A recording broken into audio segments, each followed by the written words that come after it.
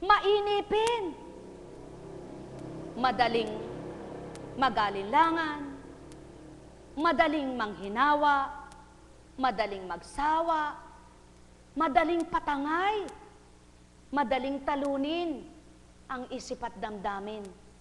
Subalit kung hindi lamang anak, kung anong naganap kay Abraham, pinagmulan nyo yan. Kung anong pinatupad kay Isaac, pinagmulan nyo yan. Kung anong ginampanan ni Jacob, pinagmulan nyo yan. Hindi bagat magagawa ko rin ito sa inyong lahat. Kaya patuloy ang pag-aaral upang may matutunan.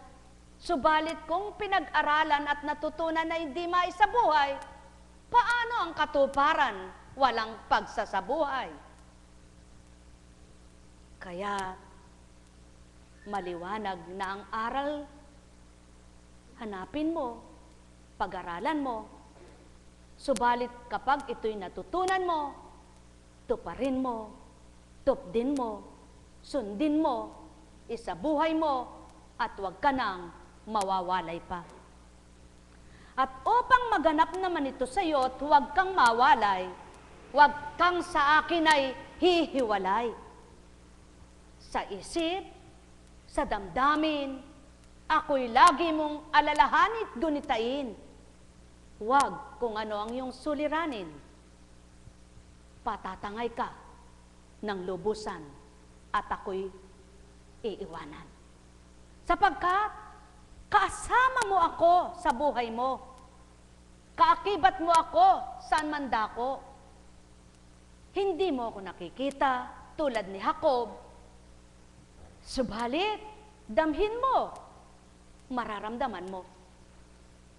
Hindi mo ako maririnig sapagkat kung ang naririnig mo ay tinig ng iyong kapatid, tinig ng iyong kapwa, tinig ng iyong kagalit, tinig ko'y di mo maririnig. Ang may pandinig ay nakarinig. Mahal na mahal ko kayo. Tuwiran ko ang tinuturan. Mahal na mahal ko kayo. Kaya nga't maliwanag ang katotohanan. Kung din mo ganang nawawawaan, dili kaya'y naunawaan, marami kang katanungan. Katulad ng mga namatay sa alon. Pagtiyab ng lantsa. Bakit yung gustong buhayin ng ama naligtas? Bakit yung nais niyang mamatay, namatay? Sa makatwid, hindi ang tao ang nagliligtas, kundi ang ama ang nagbubuhay, nagliligtas. May dahilan siya na hindi kayang abutin bakit pinangyari niya yan. At walang makatatarok niyan, makababatid niyan, maliban ang kanyang kapangyarihan. At ang plano niya, pinakita lamang niya, iba sa plano ng mga anak niya. Ang may pandinig ay nakarinig. Mahal na mahal ko kayo. Tuwiran kong tinuturan. Mahal na mahal ko kayo. Yaon ang maliwanag na kaganapang di kagustuhan ng tao. Ngunit niloob ng amang maganap ito. Subalit kung ang taong gumugusto at tinutupad niya ang kanyang gusto, kaya napatupad niya at nagustuhan niya yaon, pagkatao lamang gumusto, hindi ibig sabihin, sa tuwin ang gugustuhin mo, mananaigan sa iyo. Ang may pandinig ay nakarinig. Mahal na mahal ko kayo. Tuwiran kong tinuturan. Mahal na mahal ko kayo. Buhay bang Ama? Buhay bang Ama? Naunawaan niyo baga? Mapalad kayong nakaunawa na bilang ginamit sa oras na ito. Mamaya pa lang hihingi ng pangunawa kung loloobing mapakinggan para maragdagan ang pagtitiwala. Buhay bang Ama? Ang sabi nga, kung saan ka mahina, napalalakas kita. Kung saan ka marupok, mapatitibay kita. Ngunit upang aking magawa iyan sa iyo, anak, huwag mo kong lalayuan. Patuloy mo akong pakitunguhan at sa'yo'y ako'y pipiling buong buhay. Buhay ba ang Ama? Buhay ba ang Ama? Buhay ba ang Ama na kumisay nakakalumbay kapag binigkas ng Espiritu sa bibig na ito, nakapagdadahilan kayo eka na ganito, ganito, ganito, ganon. Pero kapag sa paanyaya ng gusto ninyong tao na gusto ninyo, ay di kayo mapipigilan, di ba ga? Bakit po? May nagkwento sa akin. Kaya dyan ko po napapatotohanan ng kwento ay pinararaan ng Ama para mapabatid niya yung kanyang salita ay totoo eh. Ay, si blank po pala eh, ganito po eka eh, pag ganito po eka ay ganun po eka ay blank ay ganun po eka. Ah, ganun ba ka ako? Ano po sasagot ko? Hindi po ako sasagot dahil kilala ko na ang tao. Takot na ako ngayon. Sinabi mo'y maganda, pinasama. Siya nagkwento, siya dumaldal, siya nagpasama sa iyo. Wala ka sinabing maganda, kundi magandang maganda. Eh, kaya takot na po ako. Kaya lahat ng nagkukwento sa akin, puro,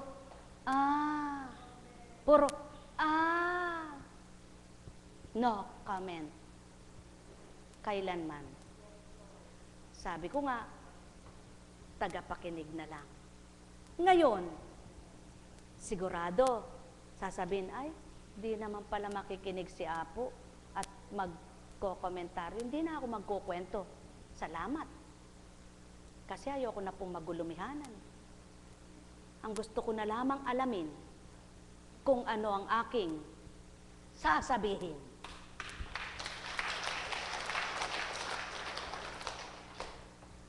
Sapagkat ang gusto ko na lamang pong gawin, mapuspos ako. Para itong dinulot sa akin na ito, na hindi ko kagustuhan at di ko naman alam pong pinaalam lang sa akin, di sana di ko ginawa. Eh may sadyat ng malwalhati. Sapagkat di ko naman daranasin ito kung di ako naglingkod. Kaya, yun na lang ang dapat kong gawin. At nawa po, kaya ako binahagi, kayo ring mga nagmimiting magpakabanal, tularan nyo na lang. Huwag na tayong mag-alam pa ng kung anong kwento ni Pedro at ni Juan. Alamin na lang natin ang kwento ng Kristo at ng Ama.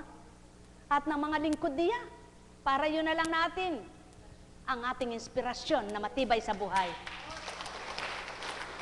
Ngayon, kung ang ibabalita sa iyo ay maganda, makinig ka, makakatuwa sa iyo yun.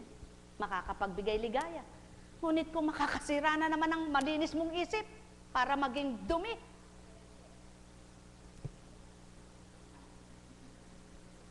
bakit ko po ito napagnilayan? Nagtanong po ako, sinagot ako. Kaya, salamat sa Ama. Yan pala ang espiritu niya. Tumutugon siya, bagamat di mo siya nakikita. Nagbibigay pamamaraan para mapakilala niya ang salita niya ay totoo. Kung nakilala mo, mapapatotohanan niyang hindi siya patay, buhay pala. Mga minamahal, kaya lang naman may sumasamang pagsasama, samahan, kapag mayroong hindi nagkaintindihan, di ba ga? Kaya sa pagsasamang walang pagkakaintindihan, patutoong wala ang Diyos Ama. Sapagkat kung naroroon, di sana'y walang naging hidwaan. Pagnilayan po ninyo, suriin niyong mabuti kung ang Ama ba ang namamagitan sa bawat samahan ay siya mismo ang nakasentro sa mga tao. Mayroon bang hidwaan? May alitan ba? Bakit nagaganap ang siraan, ang paninira, at pagsisira? sapagkat kung saan nagmula ang sira at paninira, wala doon ang Ama. Kung saan nagmula ang sigalutan at kagalitan, wala doon ang Ama. Itong mga kasamay Ama, sila ang nahihirapan sa pakikibaka. Ngunit hindi nila nararamdaman sapagkat may Ama na nagpapadama sa kanila para magpasigla, magpalakas, magpatapang, at makahulagpos ng may galak. Naramdaman nyo ba iyan? Kung magkagayon, patutuong nasa inyo ang Ama. Ngunit kung di nyo nararamdaman, at ang nararamdaman nyo'y mahirap, masaklap, galit, hinanakit, puot, inggit, selos, patutuo ng Ama.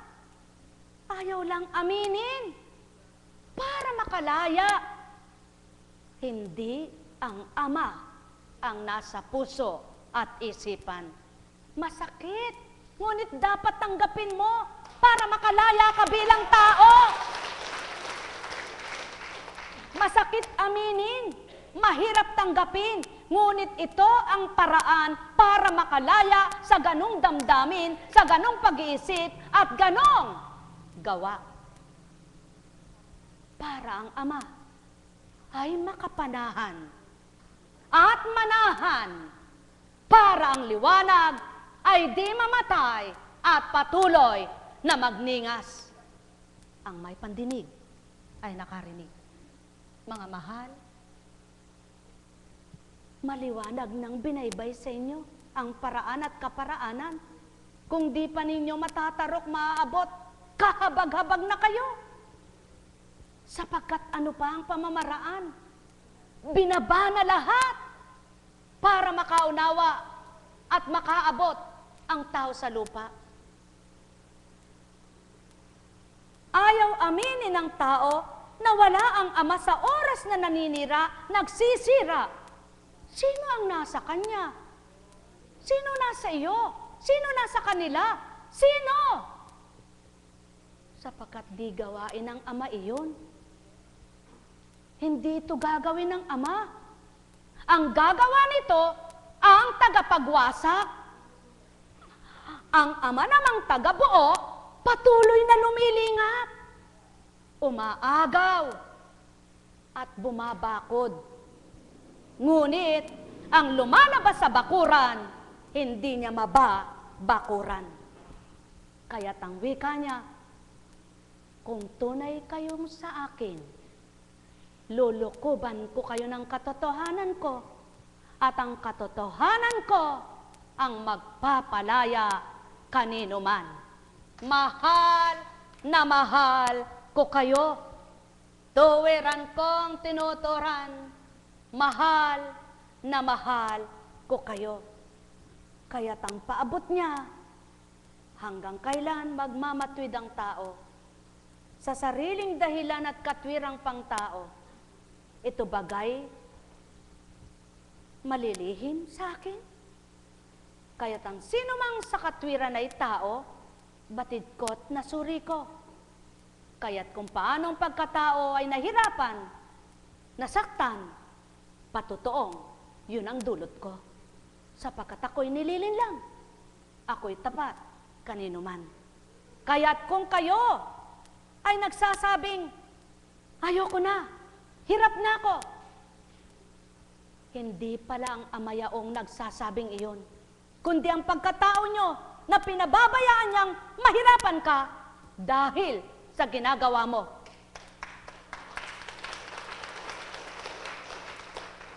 At kapag binawi niya at sinabi niyang, anak, mabuti ginawa mo, hindi mo dapat madama ang mahirap. Hindi mo dapat damhin ang hirap. Hindi mo dapat madama ang paghihirap.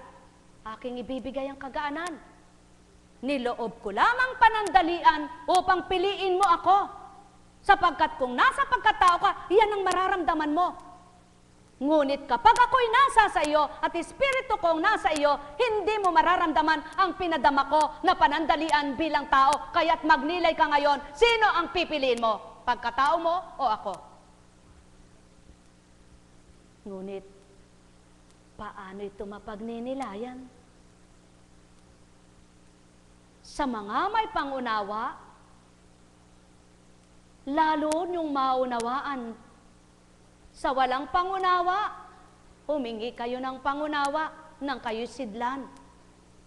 At sa mga nakakadama, higit kayong magagala, sapagkat habang pinahihirapan kayo ng kapwa nyo, pinagagaan ng Ama ang dalahin nyo. Mahal na mahal ko kayo. Subalit ang nagpapahirap sa inyo, sila ang makadadama ng higit na hirap, sapagkat di nila inalam ang ginagawa nila.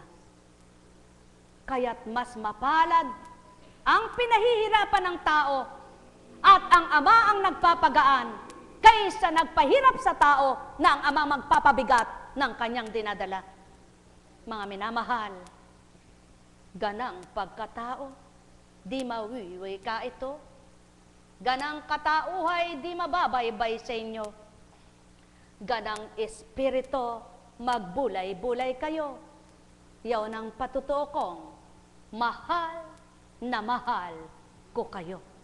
Sapagkat ang layon ko, pag-isahin ang katotohanan sa matapat na nilalang, ito'y kakamtin na lubusan.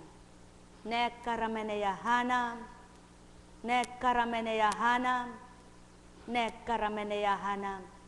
Kaya't kung nilolob ng Ama na sa ginawa ng kapwa nyo'y kayo'y lumuhat pinaluha niya, alalahanin nyo pinalasap lamang ito bilang tao kayo. Kung niloloob ng Ama na sa ginawa ng kapwa nyo'y mahirapan kayo, ngunit totoo, tama at tumpak ang ginagawa nyo, alalahanin nyo, pinadanas lamang ito upang piliin nyo kung alin ang pipiliin nyo. Espiritu o pagkatao. Kung nilolob ng Ama na mga pinagdaraanan nyo, ipahintulot niyang gawin upang kayo'y patabain ang damdamin, palusugin ang kalooban, patatagin ang kalooban, payapain ang kaisipan, napakita niyang, anak, may magagawa ako sa inyo. Magala kayo at magpasalamat, sapagkat sa mga dinanas nyo, lalo niyang napakilalang siya nga ang inyong tinatawagan, siya nga ang inyong dinarama, at siya nga ang sa inyo'y pinagsisigawan, kaya't ang magagawa ng kapwa nyo, alalahanin nyo, higit niyang magagawa. Wala na, sagad na ang kakayanan nyo. Ngunit ang Ama'y hindi nasasagad at di nawawala. Kaya't ang wala at nasagad na, alalahanin nyo, may bibigay pa rin siya sa inyo. Haleya karamaneya, haleya karaman. Nek karameneya hana, nek karameneya hana, nek karameneya hana.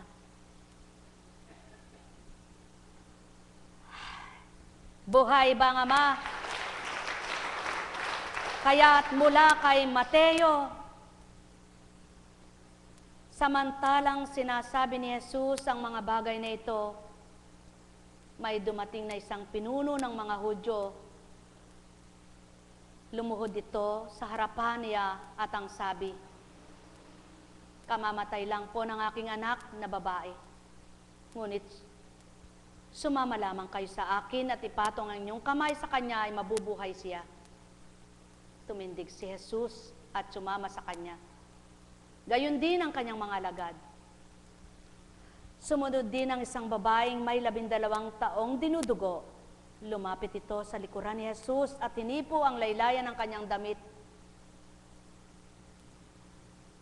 Sapagkat sinabi niya sa sarili, mahipo ko lang ang kanyang damit ay gagaling na ako. Bumaling si Jesus at pagkakita sa kanya'y sinabi, anak, lakasan mo ang iyong loob, pinagaling ka ng iyong pananalig. Noon di gumaling ang babae. Nang dumating si Jesus sa bahay ng pinuno, nakita niya ang mga manunugtog ng plauta at ang maraming taong nagkakaingay. Sinabi niya, magsilabas kayo, hindi patay ang bata, natutulog lang. At siya'y pinagtawanan nila. Ngunit nang mapalabas na ang kamay, ang bata, ang kamay niya'y hinawakan at pinabangon. At ang bata ay nagbangon. At ang balita doon tungkol sa pangyayaring iyon ay kumalat sa buong lupain. Patay na ba ang iyong pag-asa? Walang-wala na. Wala ka nang magagawa pa. Sagad na ba ang ginawa mo? Lahat na ng paraan ay ginawa mo para kay magpagaling at pagalingin ang kapwa mo? Sagad na ba ang paraan mo para hanapin mo ang solusyon sa iyong pamumuhay at buhay? Ngunit maliwanag ang istorya. Tinanggap ang tagapagligtas. Nanalig na matapat. Ang pananampalataya ay nagbigay buhay at kagalingan. Kayo, mga mahal ko, walang magsasambit na tao na ganito. At hindi niya maipaglalaban ito sa inyo sapagkat tao lang katulad nyo. Ngunit paano ang nangungusap at naglalahad ng totoong kayong magtiwala at may magagawa ang Ama noon, ngayon at magpakailanman. Anong silbit kasaysayan ng mga nilahad at tinala? Kung ito'y mawawalang saysay at kabuluhan sa lupa, kaya nga't ito'y binabahagi sa madla upang ito'y magsilbing susi at kaparanan na mabuksan ang diwa at sa tao ay matanggap ang Amang dakila. Harakayama, nekarameneyahanam, nekarameneyahanam, nekarameneyahanam. Kaya't sa oras na ito, taong mga minamahal ko, sambitin nyo sa bibig nyo itong wiwikain ko. Kasama nyo ako sa amang pagdulog ay ito. Ama, sagad na ang kakayahan ko. Tapos na ang pag-asa ko. Ngunit ikaw na Diyos ng katotohanan ay buhay. May magagawa ka. May gagawin ka para sa mga anak mong wala ng pag-asa. Ngunit umaasa sa iyo, nagtitiwala sa iyo, nananalig sa iyo, nananampalataya. Ano man ang pinagdaraanan sa oras na ito ng mga anak mong naririto sa ibayong dagat, kung saan sa iyo'y may nakaririnig at naririnig ang iyong pangungusap, masdan mo silang lahat, aking Ama, at sila yung kahabagan at kawaan, nasaan man silang dako, kabundukan, kapatagan, karagatan at kaburulan, maging sa ilalim at loob ng kuweba, sila'y na sila'y mo, walang matatanglad sa iyo. Ibigay mo ang gala, ang tagumpay, at liwanag ng katotohanan sa mga anak mong ikaw na lamang ang inaasahan. Nekarameneyahanam, nekarameneyahanam, nekarameneyahanam. Nasambit nyo na baga kung wala na kayong pag-asa? Ang Ama ang pag-asa. Nekarameneyahanam, nekarameneyahanam. Kaya tulad ng 12 taong dinurugo, ubos na lahat ang kabuhayan. Napuntahan na lahat ang alam na manggagamot. Hindi napaampat ang 12 taong pagdurugo, subalit hindi niloob ng amang mamatay sa kabila ng dugo, hindi naagnas at natigang ang dugo. Upang mapatotohanan niyang may magagawa pala siya, niloob niyang mahabang panahong naghirap nagdusa upang mapatotohanan niyang sa isang iglap, may magagawa siya. Ikaw ba ito, anak niya? Isa ka ba sa mga anak niyang ganito ang dinaranas? Tulad ng babaeng patay na, ang kanyang anak? Isa ka ba sa wala ng pag-asa? At patay na't pinatay na ang kalooban mo ng hirap at sakit na dinaranas mo? May magagawa pa ang Ama sa iyo. Nek karameneyahanam, nek karameneyahanam, nek karameneyahanam. Ang kailangan lamang ay katapatan, pagiging makatotohanan, hindi pag-aalinlangan, kundi sa magagawa ng Ama, doon manghahawakan. Buhay ba ang Ama? Buhay ba ang Ama? Tapat ba ang Ama? Buhay ba ang Diyos? Salamat, purihin, purihin, purihin ang Ama. Kung susuriin mo, tamang binigay ang masarap na pakiramdam, malamig na ngayon, ngunit may pinakikibakahan pa rin, di ba? Ang ulan naman. Kaya may dahilan na naman. Kaya po hindi ako nagpupunta ng dambana, hindi ko kaya ang init. Ang dahilan naman ngayon, kaya po hindi ako makapunta sa dambana, umuulan po kasi. Hindi po ako nagsisinungaling sa inyo. May mga nagsasabi po sa akin na ganyan, pero hindi ko naman tinatanong. Kaya natatawa lang ako. Hindi ko naman po sasabihin kung walang nagsasabi. At hindi rin sasabihin ng Panginoon kung wala siyang nakikita. Buhay ba ang Diyos?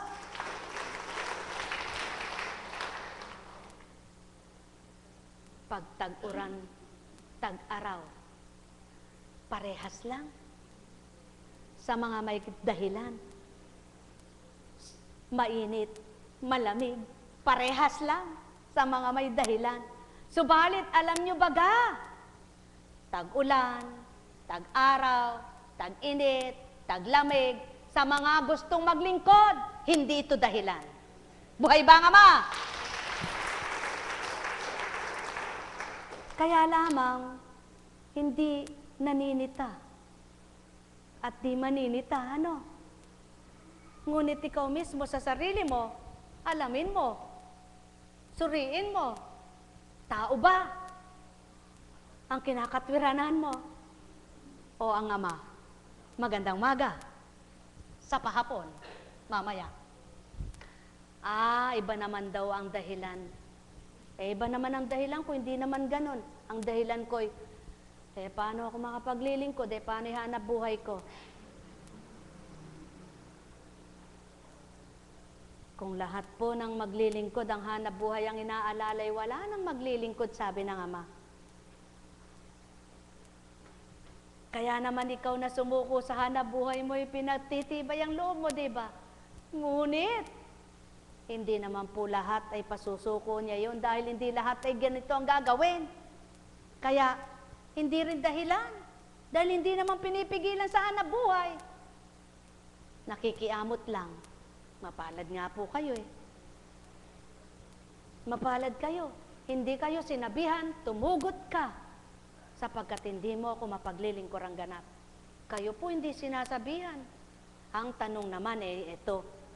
Sa mga tumugot ba para sa paghahanap buhay, wala bang nagiging dahilan?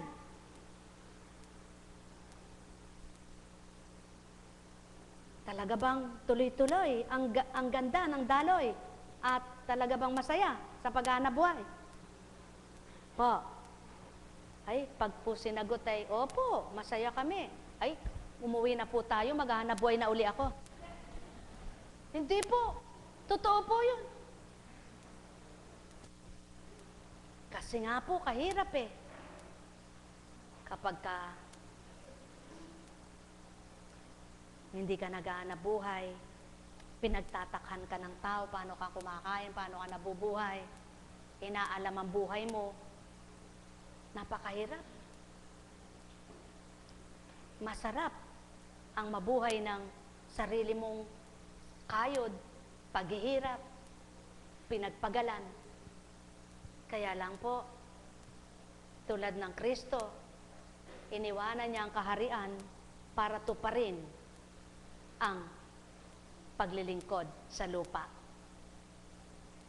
Kaya yung mga nakakaunawa, naunawaan ka. Yung nagkakaunawaan, nagkakaisa at nagmamahalan. Yung hindi nakakaunawa, nagsisiraan, sinisiraan. Kaya, masaya pa rin. Dahil mas marami naman ang nakikinabang. Kayo, kung mas marami ang hindi nakikinabang at kakaunti ang nakikinabang, pipiliin nyo ba yung hindi nakikinabang na marami? Ay yung kakaunting nakikinabang? Sige po, may tanong ako. Ang sabi ng Ama, kung kakaunti lang ang nakikinabang at mas marami yung hindi nakikinabang, ay saan ka na? Eh doon ka na sa, wala naman palang pakinabang ito, bakit? Gagawa ka pa? Eh ba't pipiliin mo pa yung kakaunti lang ang nakikinabang? Eh di tumulad ka na rin sa mga nakikinabang doon sa gusto nilang gawin eh, nagagawa nila. Tama po ba? Tama ba? Ngunit, ang sabi ng Ama, marami daw nakikinabang dito, kaya kailangang ituloy niya. Buhay bang Ama? At kayo po magpapatuto niyan. Totoo ba sinasabi ng Ama? O ako lang ang gumagawa ng katang-isip na ito? Sapagkat kung katang-isip lang po ito, ayoko. Natatakot ako. Ano, ba't ko ba sasabihin nyo, nagdadahilan ako dahil nakikinabang ako? Yumayaman ako? Mahirap pong idahilan ng Diyos, di po ba? Ang totoo po nun, kaya pinagpapatuloy at patuloy na patuloy pa rin dahil marami ang nakikinabang. At dahil maraming pakinabang at nakikinabang sa kaloob ng Ama, ang sabi niya ay masisiyahan siya, nasisiyahan siya, natutuwa siya sa mga nakikinabang, hindi sa mga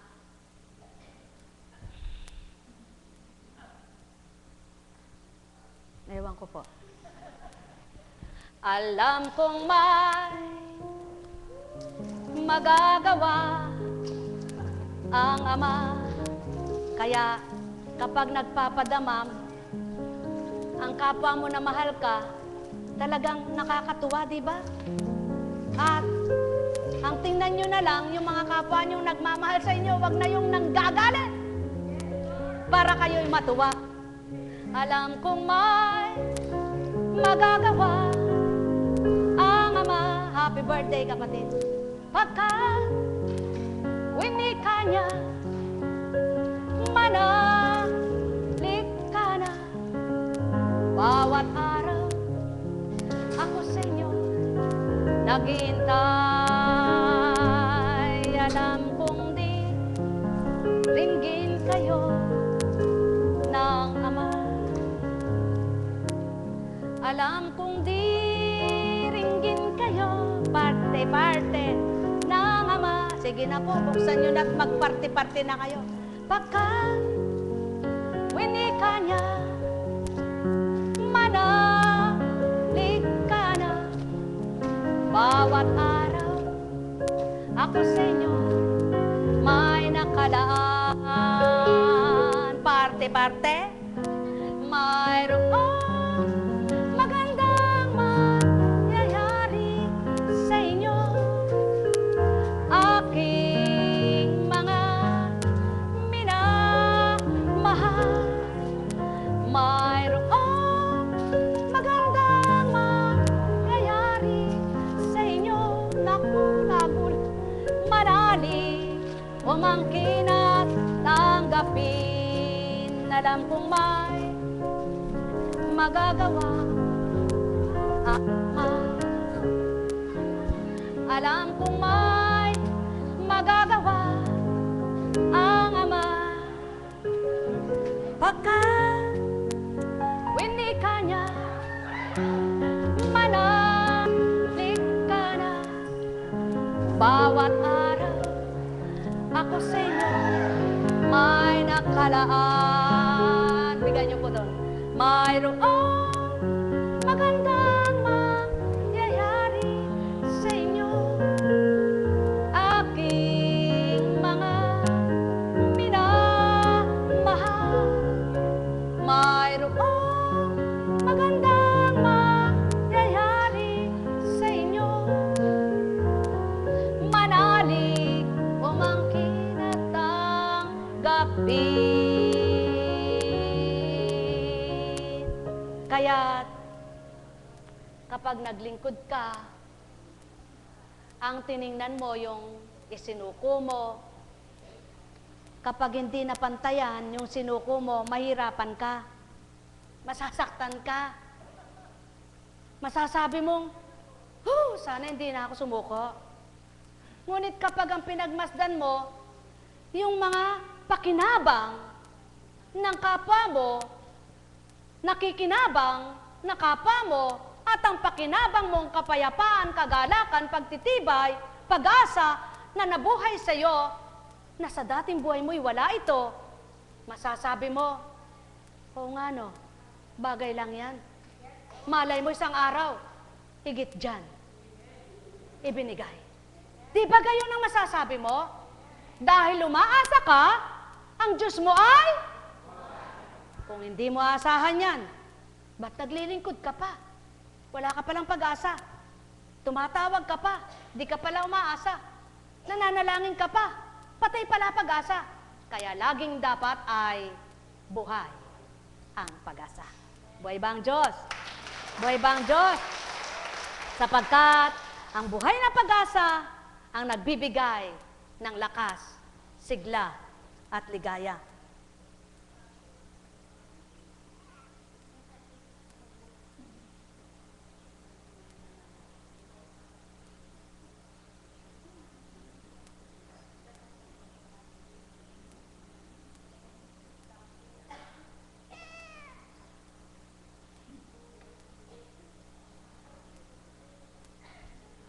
Buhay ba ang Diyos? Buhay ba ang Diyos? Mga minamahal, ang hirap pong unawain ang buhay, ano? Alam niyo po, ako ayoko nang unawain. Kasi pag inunawa ako, baka ako meeng-eng. Kaya ako, dulog na lang ako nagdulog. Dalangin na lang ng dalangin. Ayoko nang mag-isip. Wala naman akong isip. Di po. Yan po ang natutunan ko sa Panginoon eh. Sabi nga ng anak ko kanina nag-text, tingnan nyo nga po, lakas ng ulan eh, mula paggabi. Bakit? Dahil pag mulat po ng mata ko, mayroon na akong kaganyan. Mahina po yung internet sa amin, pagkatapos po anong oras na yon? Ba magnanay na pala, hindi pa ako, alas 5 po yun, alas 5. Pagkatapos, nakagadyan nga lang ako, Diyos ko, patawad po, sabi ko, sumasagot na, ganyan. Pagkatapos nung mag-alas 9, 8:30 ba yun, Arlie? Nasaan ba? Magna 9 o'clock. Yun po, punta doon. Anak, sandali lang tayo, sabi ko, para may bahagi lang itong dinaratal na ito. Nalimutan ko po yung mga anak ko. Dahil po hindi ko nahalala at iba nasa utak ko. Yun po ang sinasabi ng amang nililibang ka. Inaaliw ka, nawawala sa isip mo ang alalahanin, ang kagulumianan, sapagkat iba tinatala niya sa'yo. Kaya't patotoo ang banal na salita niya ay nagbibigay liwanag at kapayapaan. Sino mag-text po, Ma, kumusta na po kayo? Dito po, baha na sa aming daan, sabi niya, sa Valenzuela. Sabi, ay, Diyos ko, ang anak ko, baha pala din. Tawag po ako, Nung naman pong tatawag na ako at may kausap, magkausap na po kami dapat, may naman dumating, kausap naman. Sabi nung, kausapin mo nga ako ang ate mo. Sabi niya, asa si mama, kala ko ba kaya tinawagan ako, kakausapin. Nako, kako anak. Sabi ko, sige, mamaya kita kausapin. Bakit po? Sa dating buhay ko po, pag ako makabalitang ganon, dibdib ko'y gumaganyan na. Ano po? Nung nasa Manila silang nag-aaral pa, pagka umulan na ng malakas, naku po, di na ako makakalinyan. Pag ako'y tumatawag at di sila sumasagot, nagngingit-ngit na ako. Bakit po nagngingit-ngit ako? Kasi po nagne-nervyos ako. Yun po, yung pag-nervyos ba ay dinadaan mo sa pagkainis para yun ang nananaig, hindi natatalo yung kabog ng kabog. Kaya akala ko no lagi, Diyos ko may sakit na. Ata ako sa dami, check up. Sabi ko, ba't ganon? Sabi ko, ba't inom ko naman ng inom ito? Bakit parang nanginginig na ako katawan ko sa kakainom wala naman nababago. Sabi ko, salamat po sa Ama. Wala pala akong dapat inuman ng gamot. Sa isip ko lang pala yung lahat. Kaya po ito'y binabahagi ko sa inyo. Nang may toxic goiter ako, pag pumunta ako ng blank na ospital sa Manila, nakabutan ko yung mga naghihintay kami sa doktor namin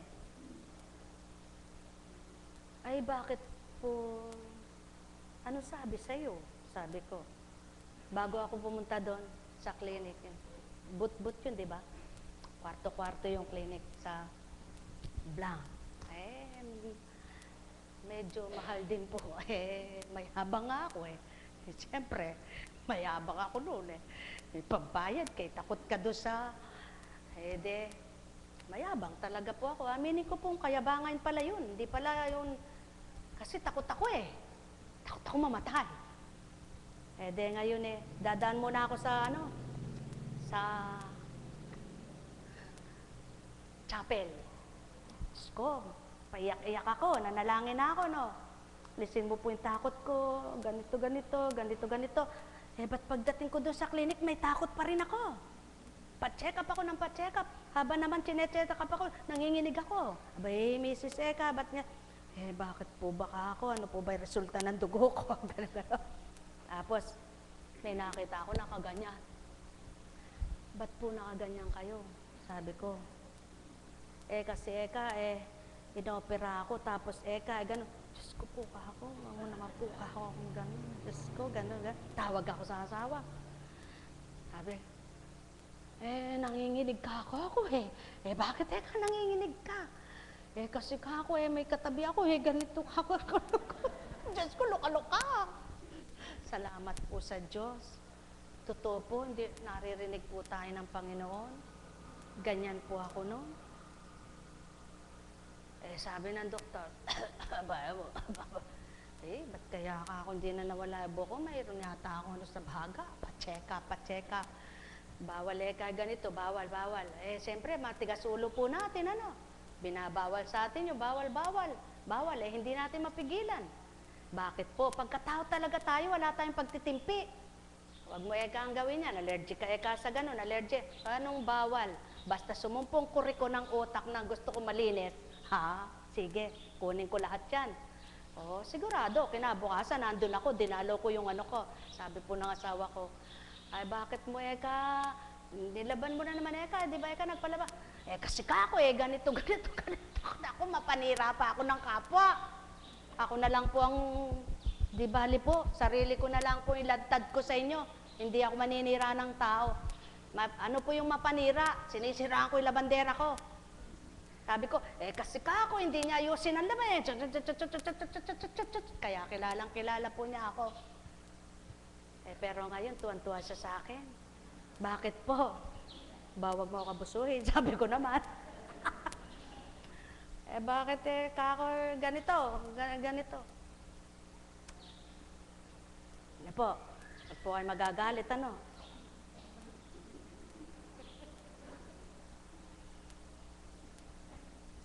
Kalikutig ko lahat. Palibhasa, hindi ako nahihirapan. Kala ko napakagaan. Ano po? Kasi katwiran ko, ako rin naglalaba, marunong ako maglaba. Kailangan malinis ang laba. Ganyan, magaling, nagmamagaling. Nagmamagaling.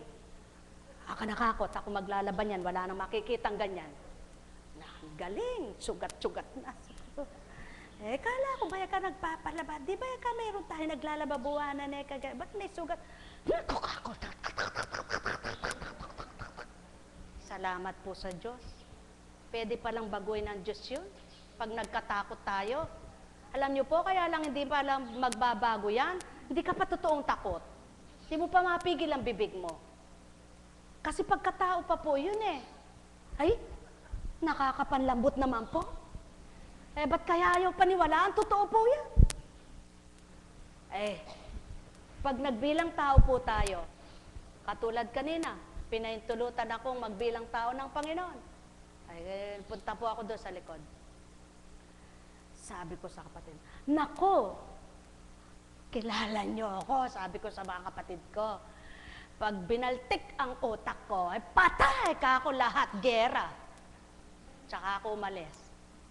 Bakit po? Habang naglalakad ako, sinabi sa akin ng Espiritu, bakit niloob ko anak na mangyari yan? Para pakita ko sa mga kapatid mo, ay tao ka pa rin. Kapag ka natangay ka ng pagkatao mo, ay talagang balte. Di po ba? Balte ka no? Yan po. Kaya wag tayong abusuhin ng tao. Kasi may tao pa rin naman po tayong pagkatao. Kaya lang dahil may takot po tayo sa Diyos, pinipilit po nating gawin na huwag tayong magkasala doon sa kunwari tayong nagbago, hindi naman pala. Nakakatakot pong dayain ng Diyos, sasabihin, nagbago ka pero hindi pala. Ako po, hindi ko po kayang gawin yun, natatakot ako eh. Pero pababayaan ba natin na lagi na lang tayong magsinungaling sa Diyos? Po? Pababayaan po ba natin lagi natin sinasabing nagbago na tayo pero hindi naman? Sino po dinadaya natin? Kaya nakakatakot. Kaya hindi po tayo nakakaalis doon sa dating tayo dahil ayaw po nating iwanan. Iwanan po natin at magbabago tayo. Buhay po ba ang Diyos? Sabi nga ng Panginoon, nagawang magbago ni Pedro, ni Juan, ni Petra, kaya mo ring magbago kung gusto mo. Kaya wag sabihin na, ikaw yun. Kasi kay nasa iyo ang Espiritu. Bakit po? Ang Espiritu ba'y wala sa lahat? Nasa lahat yan. Kaya lamang, hindi maging sa buhay at may sa buhay dahil ayaw. Kaya kung magbibilang tao lahat, sino po maglilingkod? O halimbawa, sinaktan ang damdamin mo. Tao ka pa rin naman, di ba? Hindi ka naman Diyos, di ba? Hindi ka naman anghel, di ba? Hindi ka naman patay, di ba? Buhay ka pa.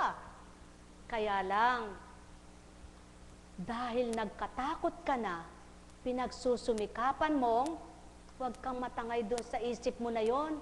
Huwag kang matangay sa damdamin mo na yon. Dahil ikaw mismo ang mahihirapan, nagsisinungaling ka. Buhay ba ang Diyos? Kaya, kapag dumaratal sa isip mo yung, ba't ginaganon ka? Ba't ganyan sila? Huwag mong tiisin na magtanong ng magtanong, manalangin ka. Yun po palang susi. Yan po palang paraan. At alam niyo po, sa Diyos, Ama ang totoong malawak na pangunawa. Sa Kanya po pala ang totoong malawak na pangunawa. At yan ang patotoo na kapag siya na ang tinanggap mo, talagang pinalalawak na pangunawa mo. Kasi may mga tao pong habag na habag sa sarili. Para bang kinakawawa. Pero hindi nakikita yung mabubuti mong ginawa. Hindi nakikita yung pagpapakasakit mo para sa kanila, di ba? Para bang sila lang ang kawawa, ikaw hindi kawawa? Pag naglingkod ka, nagpakalingkod ka, nagpakatotoo ka, di ka ba kawawa? Pag naawa ka sa sarili mo, kawawa ka, di ba? Ba't di ka nga maawa sa sarili mo, kinukutsa ka na, sige ka pa rin. Pero bakit hindi? Bakit hindi nananaig yun? Bakit hindi pinangingibabaw yun? Sapagkat kapag nagpatalo ka, talagang ayaw mo na. Dahil wala naman pong banal, di ba? Ngayon, pag dumarating sa buhay mo yung ganon, sa pagkatao mo yung ganong pag-iisip, alalahanin mo yung kung papaano ka nakakita ng pagbabago na ginawa ng Diyos sa iyo. Alin yon? Katulad nga ng halimbawa, dati napakaduwag mo, takot na takot ka. Nako, yung hindi naman sa'yo nangyari, parang sa'yo nangyayari. Yung wala namang multo, parang may multo. Kasi minumulto mo sarili mo. Ay, wag. Ibalitang gayon ay talagang, katulad na nga po ng sa dating pagkatao, kapag kumidlat, tinatakpan ng mga bintana. Dahil yun ang itinuro sa akin ng matanda, ng magulang ko. Yun ang naturo din ng matanda sa kanya, yung lola ko. Kapag kumikidlat, takpan ng bintana, kung salamin. Kasi tatamaan ng kidlat. Nako, kaya po pag kumikidlat nun, hay, nako, nandun na sa loob ang bintana, tatakpan ko pa ng salamin. Hindi ako makatulog na may salamin. Kumikidlat pumapasok ako. Mali po pala. Pag kumikidlat na, ay, Diyos ko po. Tinatakot mo yung sarili mo. Yan po ang inalis ng Diyos. Dahil hindi pala totoo yun. Kaya kayo po, yung mga nagtatakip ng salamin, hindi pala totoo yan. Paano papasok Diyos? Ang Diyos pa lang nagpapapasok niyan. Dapat pala, tamaan ka ng kidlat ng kanyang tabak na liwanag na salita para pumasok sa loob mo at mawala na ang lahat-lahat ng di tama. Buhay bang Diyos? Buhay bang Diyos? At isipin mo kung ikay binigyan niya ng pagpapahayag, binigyan ka ng talino na magulat, maghayag ng mga banal na salita, ginamit ka. Napakapalad mo, ginamit ka. At ikaw mismo magsusuri ka, hindi mo kayang sabihin yan sa dating buhay mo. Hindi mo ba panghihinayangan yan? Na kapag nakita ng ama, sinungaling ka pala, sinungaling ka, abay babawiin yan. Kahit anong isip mo, subukan mo pag nasa pagkatao ka, wala kang pumapasok kahit ano. Nasubukan nyo na ba? Na mga ginagamit kayo, kapag nasa pagkatao kayo at kung ano-ano iniisip nyo, may pumapasok bang banal na salita? Yan ang katotohanan. Nakakatakot, di ba? Ngayon, kasalukuyan ka nagngingit-ngit, nagdaramdam, nagseselos, naiinggit, magtatala ka ng banal na salita, di mo dinadaya sarili mo niyan? Pagkatao yon. Kaya ka lang nakakapagtala dahil natutunan mo na yun. Napag-aralan mo na yun.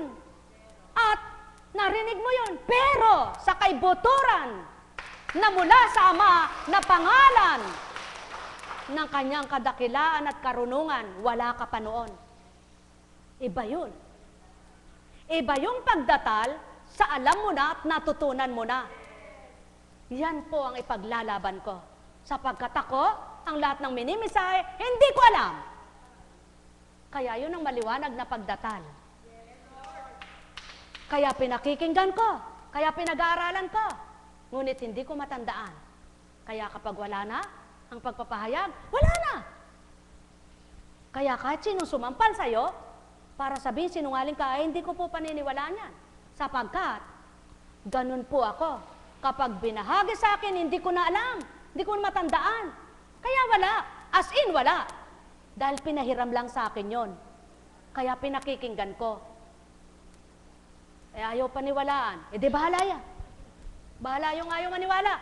Basta ang mahalaga, naririnig tayo ng Diyos, alam niya yung sinasabi ko na hindi ko natatandaan ang mga mensahe. Buhay bang Diyos? May tinitira man ilang katagalang. Ilang kataga lamang. At kung minsan binibigyan kang pagkatao, binibilang kang pagkatao, para nang sa gayon, makapagbahagi ka, may padama mo ang bilang tao ka, na ikaw din ay nahihirapan, na ikaw rin ay nasasaktan bilang tao. Para makilala at madama ng kapwa mo, tao ka pa rin. Kaya hindi ka dapat abusuhin. Dahil hindi ka Diyos. Walang Diyos. Isa lang ang Diyos. Kaya siya lang ang makakakaya noon. At maaring ikaw sa hirap na dinaranas mo ay sumuko ka. Ngunit dahil ang Ama lang ang nagbibigay lakas sa iyo, nagbibigay tatag sa iyo, nakakaya mo.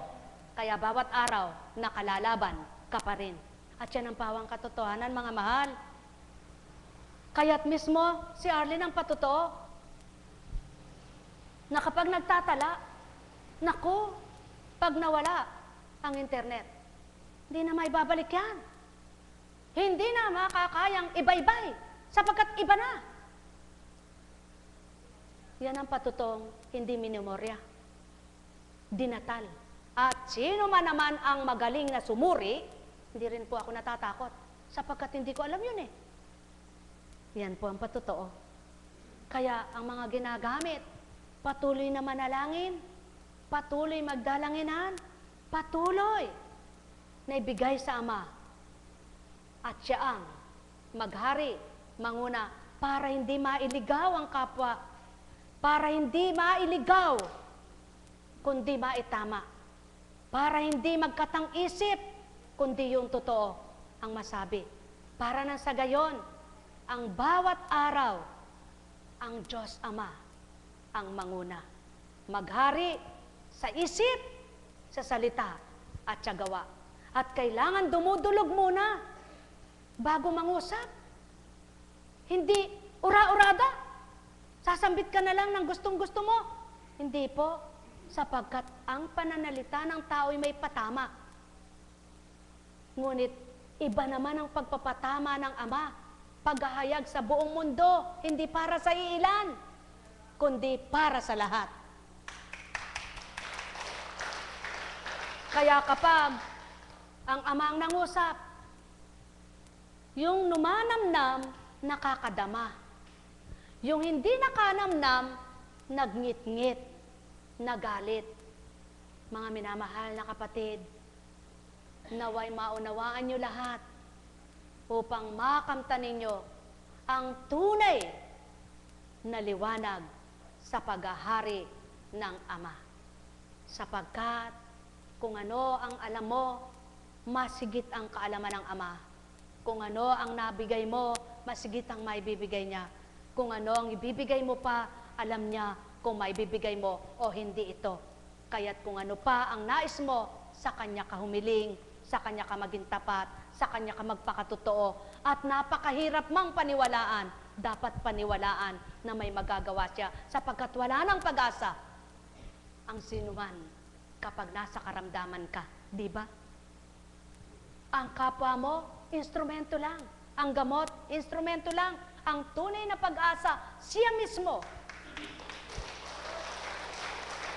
Kaya, siya ang kamtin, siya ang panaligan, ano man ang ginawa ng kaparaanan at pamamaraan, siya ang buhay, siya ang lakas at galak. Pagpalain kayo. Buhay ba ang Ama? Buhay ba ang Ama? Tapat ba ang Ama? Kung minsan, niloloob niyang magbahagi, hindi para ipagyabang mo ito, hindi para magyabang ka, kundi para mapagnilayan ang kapwa mo, para magsuri ang kapwa mo. Kung tulad mong nagpapakatotoo, madarama nila ang katapatan mo. Kung tunay silang nasa katotohanan, magagawa nilang pagpapakatotoo mo. At kung sila ay totoo sa Ama, kung ano ang pagnanasa mo, pipilitin at magsusumikap nilang tuparin ang lahat. Sapagkat ano ba layunin ng Ama? Magmahalan, magkaisa, magbuklod. Kaya nga sinabi niya, ang tagpi at ang sulsi. Kung may butas, tagpian. Kung may warak, sulsian.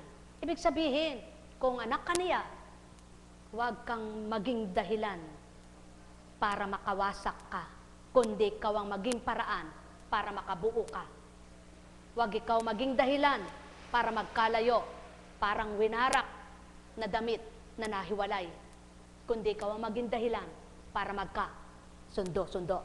Buhay ba ang Ama? Ngayon, Ano man naman ang ginawa mo, halimbawa, may kinausap kang tao at nagmalinis ka, naghugas bigas. Pagkatapos sinabi ko nga po ay ganito, ganito, ganito. Pero hindi naman. Nakonsensya ka pagkatapos mong nasabi. Kaya ka nagmamalinis ngayon. Ano pa? Ano pang silbi? Nagawa na, di ba? Kaya ang nais ng Ama, kung siya nasa puso at nasa isip ng bawat isa, hindi mo magagawa.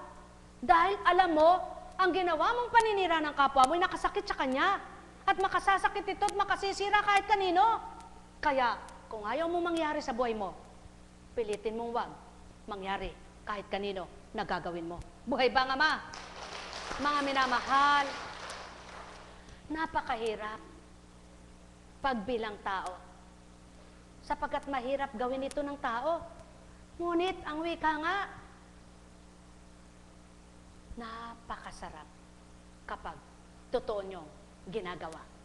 Na dito nagmumula, hindi sa nguso. Pagpalain kayo. Halina kayo, mga minamahal ko.